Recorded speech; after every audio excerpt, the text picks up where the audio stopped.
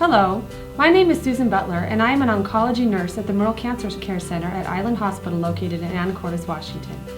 Today I will be talking to you about what to expect when you have an implanted port. An implanted port is commonly referred to simply as a port. This is a port. It has a rubber seal over a reservoir attached to a line or catheter that feeds into a large vein above the heart. We are able to insert a needle into the rubber seal to draw labs, give medications, fluids, or blood products.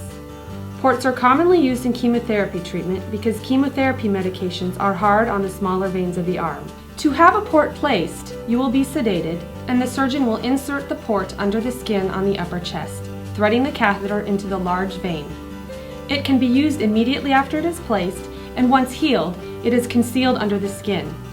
You may have a visible lump depending on how deeply the port is placed under your skin. When we need to use your port, a nurse will need to be able to access the area, so you may want to consider wearing a button-up shirt so your port is easily accessible. The nurse will then thoroughly cleanse the skin with a disinfectant. A small injection of lidocaine will be injected at the site to numb the area so all you feel is pressure. The nurse will then insert a special needle, called a Huber needle, through the seal and into the port.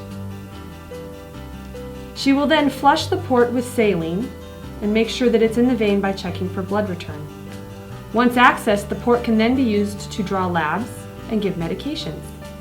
A dressing can be placed on and the needle can be left in for up to 1 week. When the blood work or infusion is complete, the port needs to be cleaned. This process is called flushing the port. First, saline is injected into the port to clear out any leftover medications or blood. Then heparin, a medication to prevent clotting, is injected into the port to prevent it from clotting off. The needle is then removed, and a small dressing or band-aid is put on over the site. There is always the possibility of complications when a foreign object is in the body.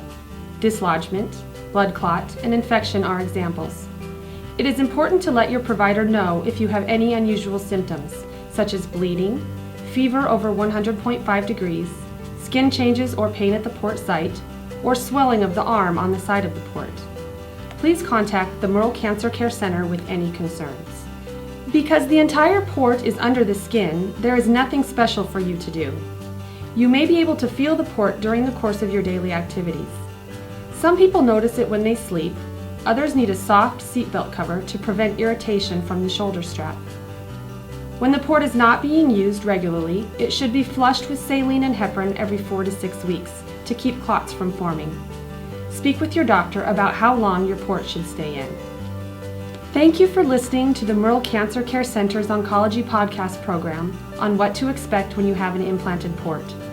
For more information or to schedule an appointment, call the Merle Cancer Care Center at 360-299-4200.